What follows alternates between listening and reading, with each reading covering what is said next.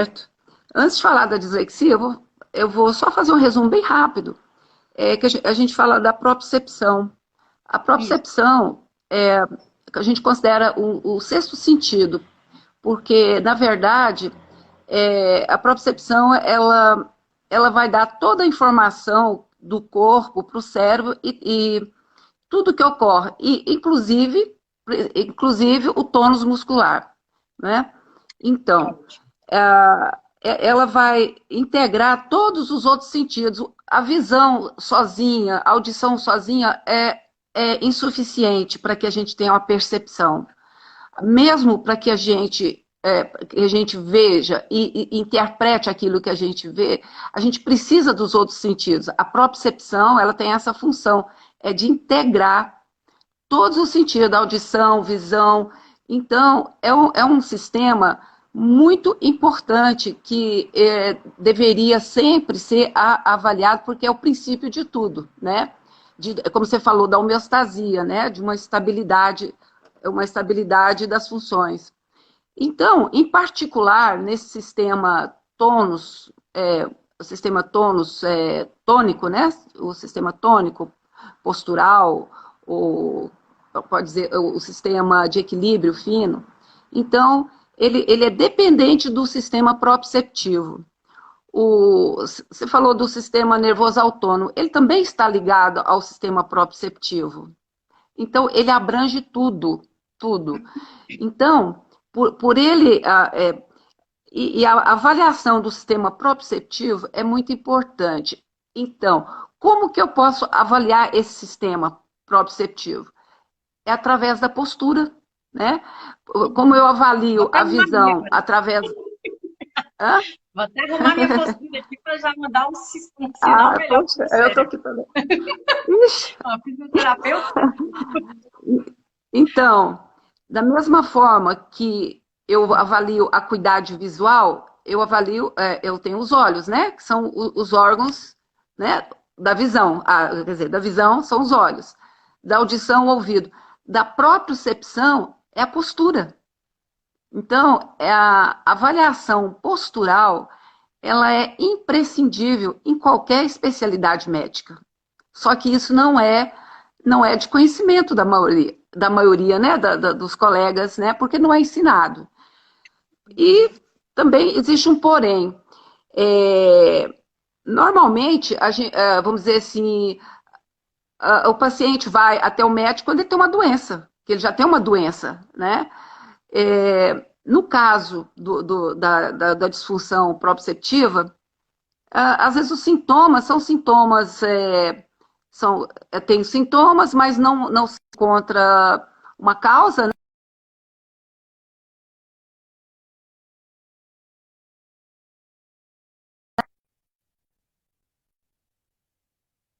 Tá Bom, falhando. então, o que tem isso a ver com a oftalmologia, né? Uhum. Como, no caso da disfunção proprioceptiva, nós vamos ter o que vai acontecer? Uma hipertonia de músculo. O músculo, ele fica muito tenso, muito. Isso, essa hipertensão, eu falo, essa hipertensão do A muscular contração, vai a causar, contração. além de causar dor, ela vai causar também o quê? Uma assimetria postural. Eu sei, são umas das consequências, mas existe outras, né? É tanta coisa. Mas basicamente, nós vamos ter, então, essa hipertonia, desculpa, uma hipertonia muscular. Vamos ter uma dificuldade de localização espacial, quer dizer, o que é? A gente não tem noção de espaço, a gente não tem uma dificuldade de sentir assim, a localização, como fala, o esquema corporal, ele é um pouco deturpado, né? A pessoa não tem noção, porque o sistema proprioceptivo, ele tem uma coisa, você consegue é, como fala, ter a noção da posição de cada parte do seu corpo. Com os olhos fechados, você sabe se como fala, seu braço está atrás, talvez isso não precisa de você ver. O sistema proprioceptivo informa isso, certo? E também ele informa sobre a localização espacial em relação ao ambiente, seu corpo em relação ao ambiente. Isso é muito importante, porque isso vai influenciar lá na frente, na leitura. Por isso eu quero chegar na dislexia. Essa localização espacial, para que se tenha uma boa leitura, eu preciso que os movimentos oculares eles estejam bem alinhados, né? E um dos movimentos, como que eu vou saber, como que eu vou avaliar se esses movimentos, se os movimentos oculares eles estão alinhados? A gente faz um teste que nós fazemos lá no nosso consultório, que é um teste muito simples, é avaliar a convergência. A convergência, você vai perceber que os dois olhos, à medida que nós aproximamos algum objeto, os olhos acompanham, mas nós observamos que isso um bloqueio em certos, em certos circuitos nervosos, né? Então aí você pode imaginar quantos circuitos ali podem estar bloqueados. Por isso que nós temos, às vezes, uma manifestação clínica muito variada em localizações bem variadas. Por isso que às vezes fica muito confuso você dar um diagnóstico, né? Por exemplo, vamos voltar lá na dislexia. O que é a dislexia? É um distúrbio da aprendizagem, da leitura. Em criança, ela é muito evidente nas crianças, mais que no adulto, mas se você for pesquisar, você vai achar no adulto. E na criança que tem uma inteligência normal, ela não tem, nenhum comprometimento neurológico, o ambiente dela sociocultural, tudo é normal. Mas aquela criança tem uma dificuldade de leitura. Qual é a dificuldade? Decodificar. Ela lê, a leitura é lenta, é uma leitura difícil, monocórdica, demorada, e a decodificação, a compreensão daquilo que se lê é muito difícil, né? Por quê? A percepção. Então, existe um distúrbio também da percepção sensorial. Percepção. Eu vejo, mas eu não consigo decodificar o que eu vejo, eu não consigo interpretar o que eu vejo. Eu ouço, mas aquilo para mim fica difícil de eu interpretar. Então, é um surdo funcional, né? Então, essas pessoas fazem uma audiometria, normalmente dá um DEPAC. Por quê? Existe uma lentidão, né, no processamento. O processamento visual é muito lento. Então, essas crianças, elas têm muita dificuldade de fazer uma leitura.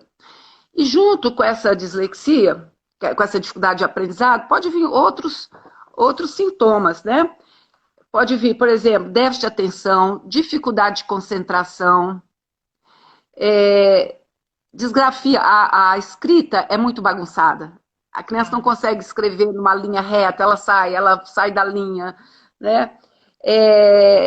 Desortografia, troca de letras, sabe?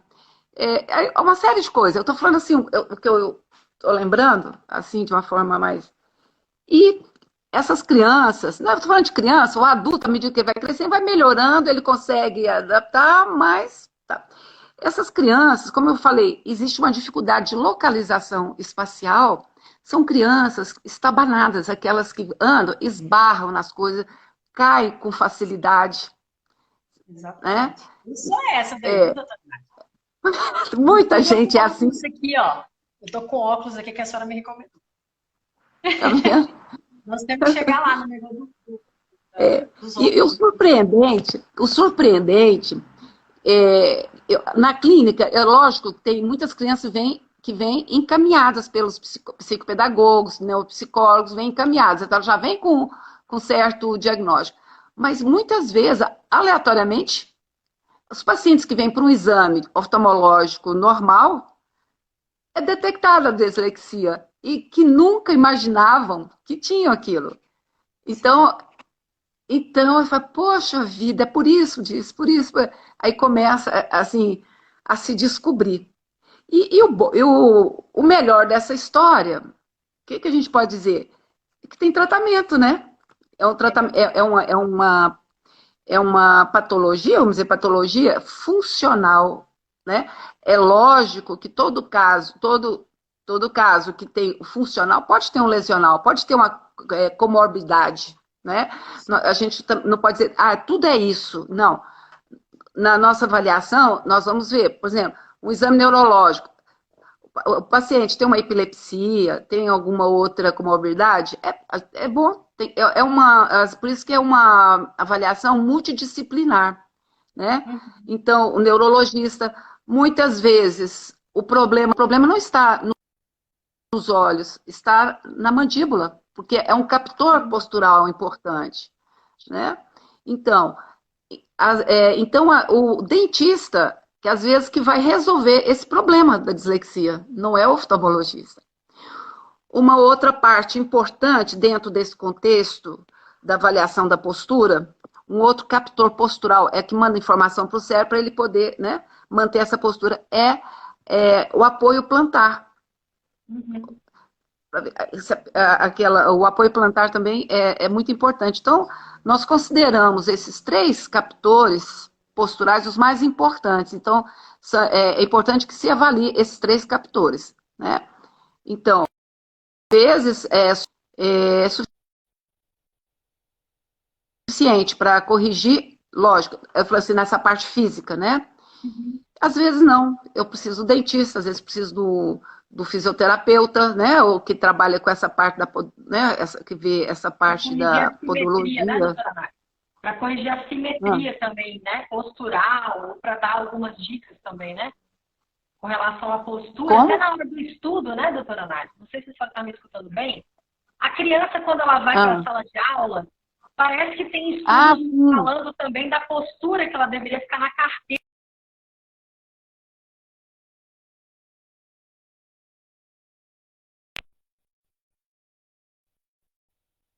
Acompanhamento se necessário.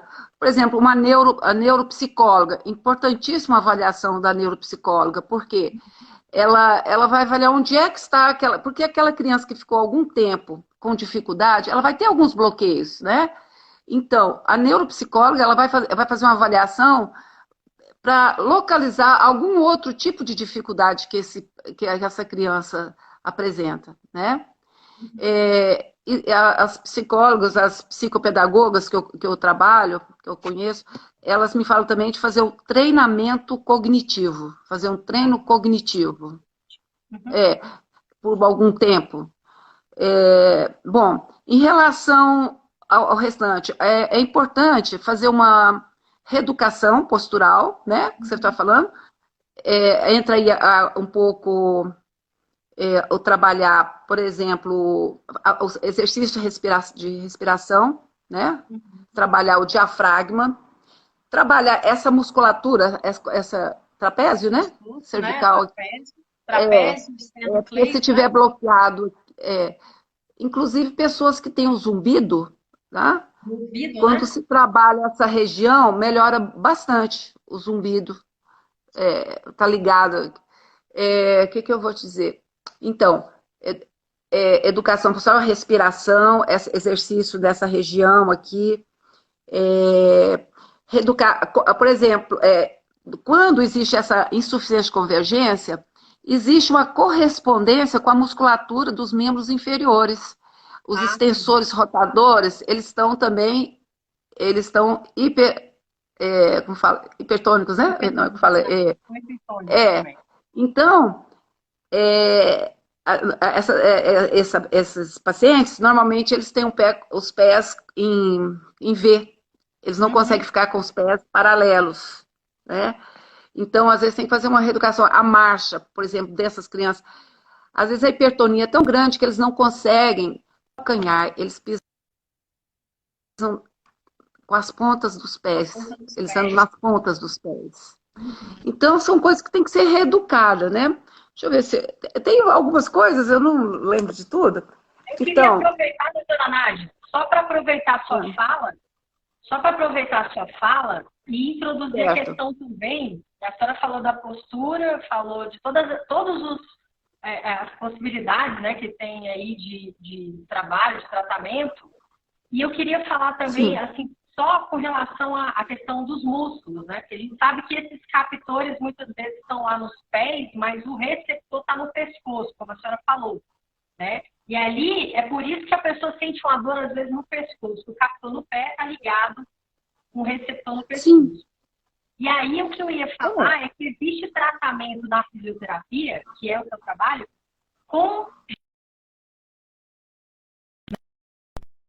a questão da normalização do tônus também, né?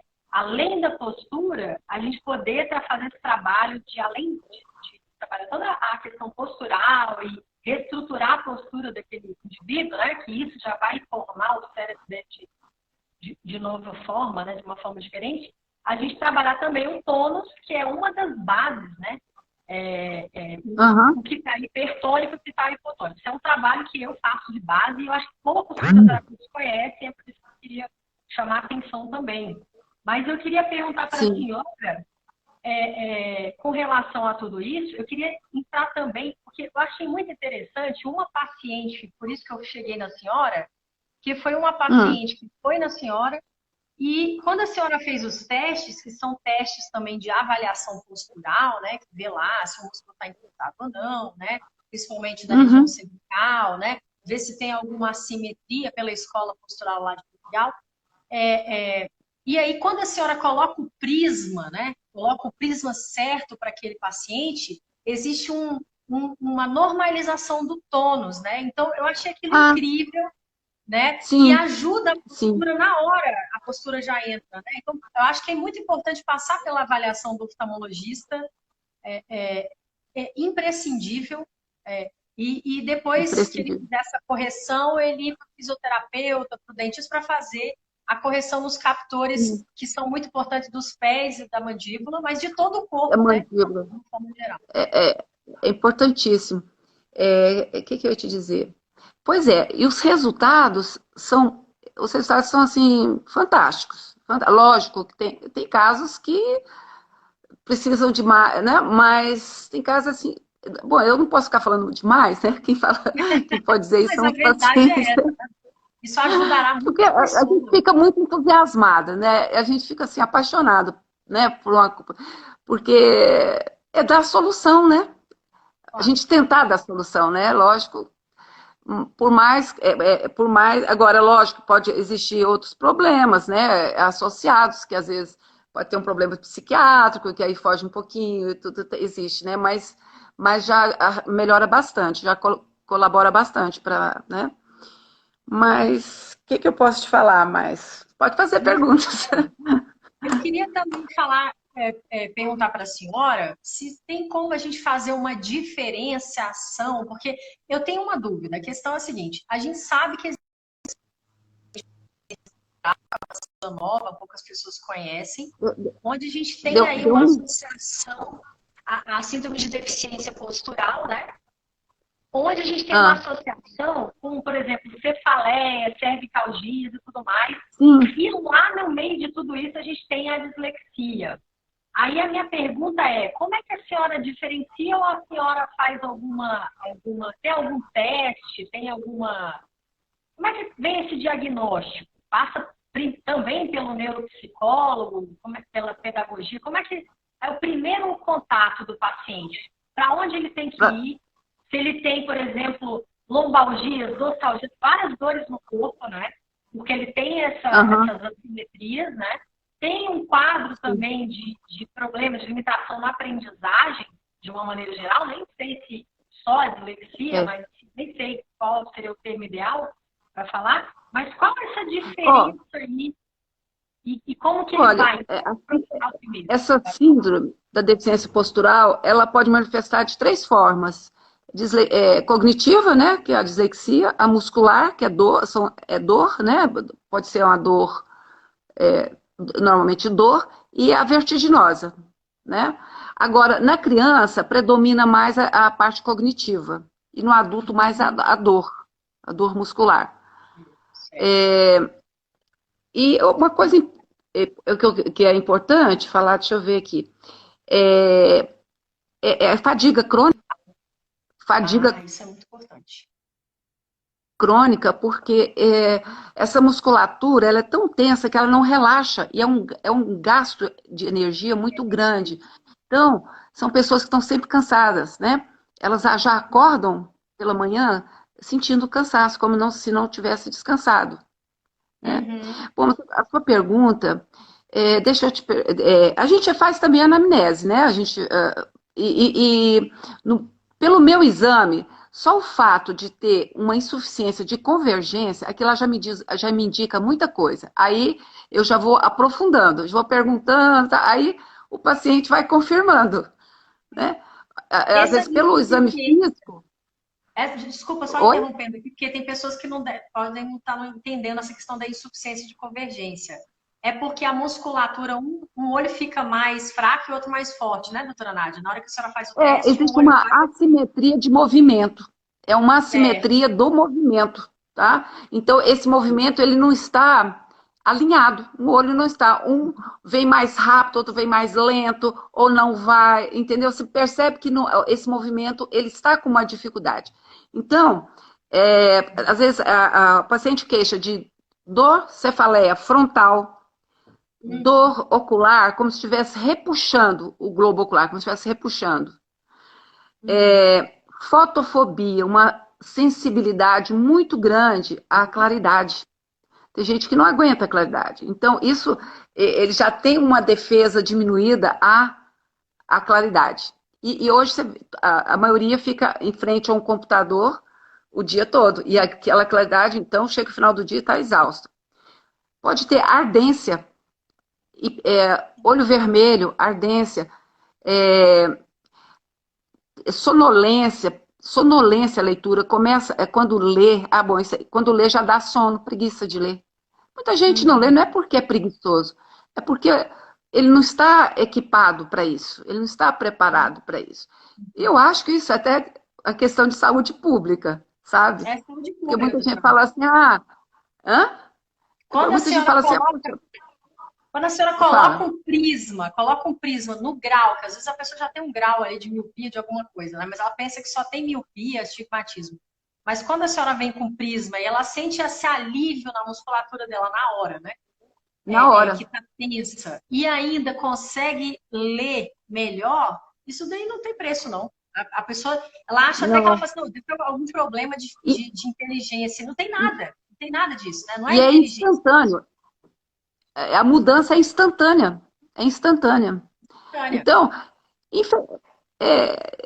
eu poderia estar, vamos dizer assim, documentando, mas no dia a dia da gente, aquele atendimento, né?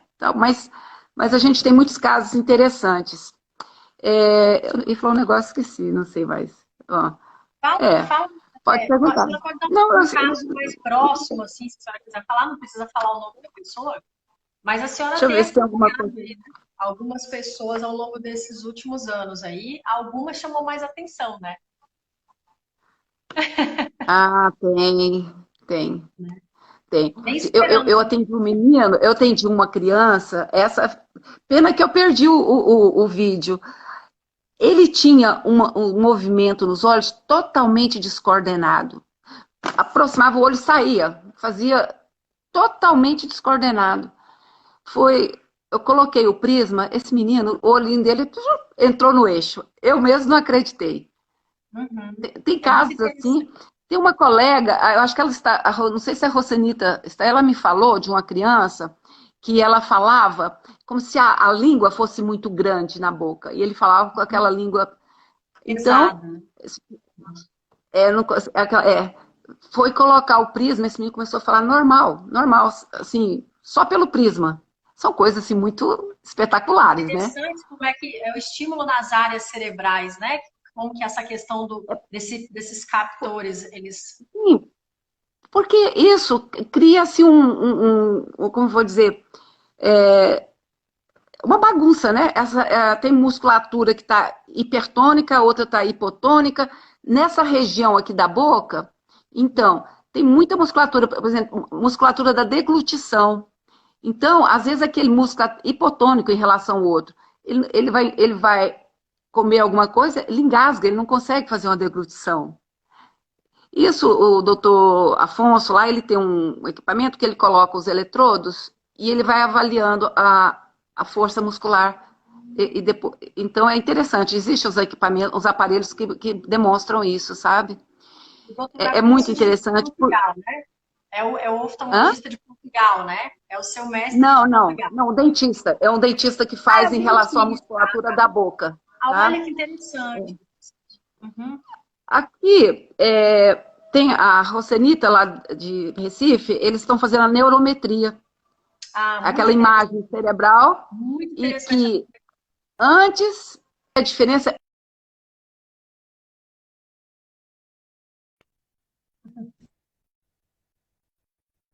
O sistema proprioceptivo, ele atua também sobre a musculatura das artérias, né? Então, quando essa musculatura das artérias estão muito hipertônica, diminui o fluxo sanguíneo. Quando você coloca o prisma, ele vai provocar uma vasodilatação, então vai fluir mais sangue. Tem pacientes que você coloca os óculos, você vê ele ficar vermelhinho, a pele do rosto fica, ela que estava pálida, ela fica rosada, porque dá uma vasodilatação. Essas pacientes com SDP, tem às vezes como fala, dificuldade de circulação periférica, as mãos frias, as extremidades frias, os pés, mãos, né? Então, existe por isso, porque essa musculatura que envolve as artérias, elas também estão muito constridas, como fala, estão muito hipertônicas, né? Então, é isso. Você vê que ela Eu vou atua no ver se eu acho corpo o que a todo. senhora está falando. Mas isso que a senhora está falando da neurometria, eu acho fantástico. Eu vou mostrar uma Pois imagem é, aqui que eu tenho. Esse livro, deixa eu ver, esse é o da Rucenita, ela escreveu é sobre Síndrome da Deficiência Postural, né? Essa que é lá isso. Ela de... tem feito um trabalho muito bonito. Muito Ela tem legal. feito um trabalho muito bom nessa área de educação, sabe? É isso Aqui aí. em cima, ó, sem o prisma, e olha como é que... Aqui porque essa visão está muito próxima, mas aqui a gente vê que Há uma melhor já tem uma oxigenação. vasodilatação, né? Já tem sangue circulando em outras áreas Exatamente. que não circulavam antes. Exatamente. E o que eu achei interessante Exatamente. dessa aparelhagem nova aqui é que eu acho que até isso é bacana para os nossos colegas aí, fisioterapeutas também, que essa neurometria a gente consegue olhar, além de déficit de atenção, problemas de aprendizagem, a gente consegue também observar tendência depressiva, problemas de Sim, distúrbios do sono, desmotivação, foco, ansiedade. Você sim. consegue detectar tudo isso através da neurometria. Eu acho fantástico, eu acho que isso é um caminho que está se É abrindo agora para a gente fazer muito, muito pesquisa, né? interessante. Que Porque, traz aí olha, essa síndrome, ela pode também bloquear o sistema límbico, tá? Elas podem bloquear o sistema límbico. E daí você pode ter a ansiedade e depressão que não melhora com medicamento. Não que não melhora. melhora com medicamento. E muitas vezes a pessoa coloca um óculos e fala, que isso, melhorou minha vida. Trabalhou minha postura, eu fiquei feliz. Então tem tanta coisa associada aí, eu acho que tem que ser um conjunto de tudo isso, né, doutora Nath? É É, trabalhar tudo, é trabalhar muito interessante. Olha só, como essas pessoas têm um processamento sensorial mais lento, né? Uma lentidão, então elas têm assim, uma certa dificuldade de interagir com o ambiente. Então, às vezes, elas têm uma tendência mais introspectiva, porque o mundo dela é um mundo muito especial, é um mundo diferente. Então, a sensação do mundo dela é diferente. Então, são pessoas mais fechadas, ela tem um mundo percepção que intuitivo. ela tem do mundo, né, doutora Nádia? A percepção. Olha como é que está tudo a ver com o nosso inconsciente e também com essa questão da percepção do mundo. O que já está jogando para lá? Não tem como mais separar, né? Essa questão Não do tem. inconsciente, de todas as emoções. É muito interessante isso. A gente não sabe onde começa, né? Mas que começa, começa. Ou se começa na emoção, ou se começa na Mas e postura. você vê, esse sistema proprioceptivo é muito. Eu tô assim. Não, eu sou suspeita, né? Mas cada vez eu fico mais assim, entusiasmada, sabe? E eu acho que não dá para fazer nada sem fazer essa avaliação. Porque ele que Sim. integra tudo. Ele que integra. Sem o sistema, a pessoa não vive, morre, né? É, Ele informa sobre se você está com calor, se está com frio, se você está com mal-estar. Ele informa tudo. Então, isso vai lá para o cérebro e o cérebro vai e cuida de regular. Ele vai informar para o cérebro e o cérebro aciona o sistema de regulação.